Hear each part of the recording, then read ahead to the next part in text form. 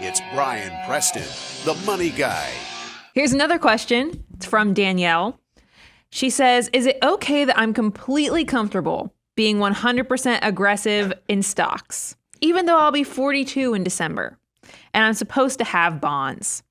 I max out my 401k and have to do backdoor Roth contributions. What do you think about Danielle's aggressive financial personality? So Danielle told us a little bit about herself there, Brian. She let us know that she maxes out her 401k and she has to do backdoor Roths. That already lets us know she's a higher income individual. We don't know her savings rate, but we can assume that she's a pretty good saver. And she's saying, all right, I like being aggressive.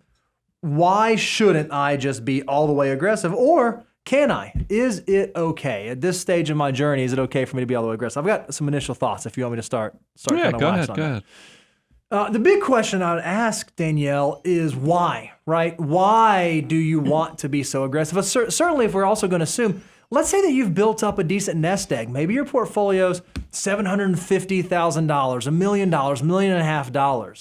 At some point, you have to weigh the differences in risk tolerance versus risk capacity. You may have the tolerance for risk where it doesn't matter if the market goes down 50%, you feel fine. That's okay. You can take that on. You don't lose any sleep at night. But just because you have that tolerance, does that mean that you should be taking that? Because there's a very good chance that now that you're in your 40s, now that you're kind of approaching sort of the prime time for wealth building, it's probably not as much about how much are you making year over year, quarter over quarter, month over month. It's probably about how much of this money do I get to keep over the long term? And how much am I actually moving towards my number? And does it really make sense to have all the risk out there in the world? I mean, there's a lot of people who said to us, this is over the last 2 years, guys, why would I diversify? I'm going to go buy ARK ETFs. I'm going to go buy the ARK Innovator ETF. It's up 350% since 2 years, and it's just absolutely crushing it. And unfortunately, right now, we're seeing how the rest of that story went. You could say the same thing for FTX and crypto and that sort of thing.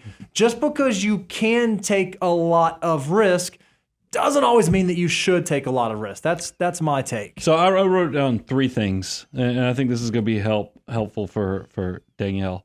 By the way, real close friends, Daniela. So I'm trying to put an A on Danielle's. No, I'm the one. Okay. I keep finding myself going, Danielle, because I'm trying not to put the A because I'm so used to saying Daniela.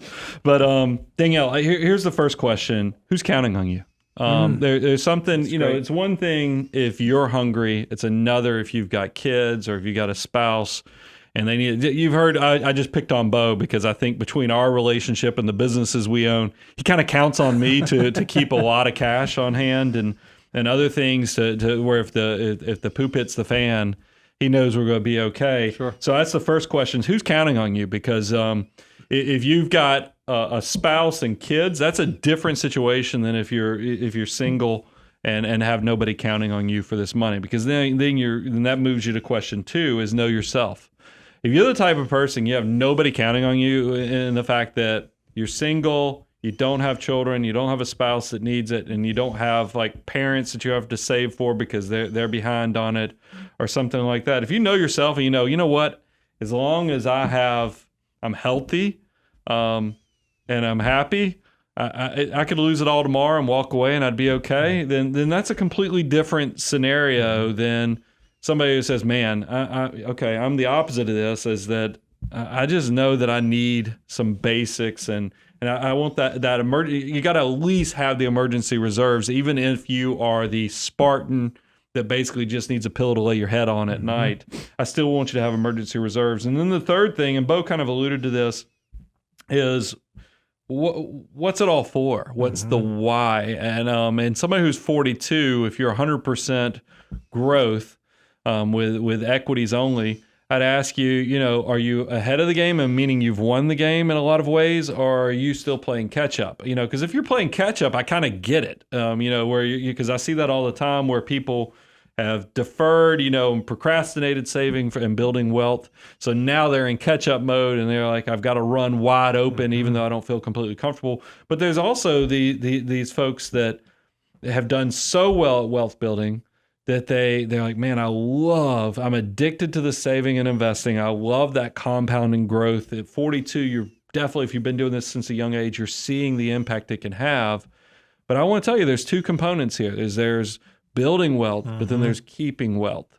And that's why, when I talk about risk assessment, I always throw around that age 45, is where you can start thinking about prepaying the mortgage versus when you're younger. And it's because compounding growth when you're in your 20s and 30s is tremendous. That's all on the wealth building side of the equation.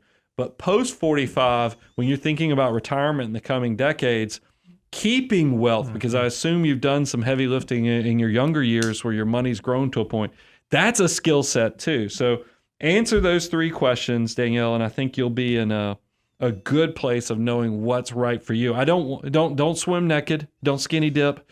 And the fact that if you're 100% with no cash reserves, that's not where you want to be. It's not where you want to be. Even if you're doing that scenario too, where you have nobody counting on you for this money, at least have the cash reserves so yourself is not put in uncomfortable situations. But those three questions should get you in a pretty good place.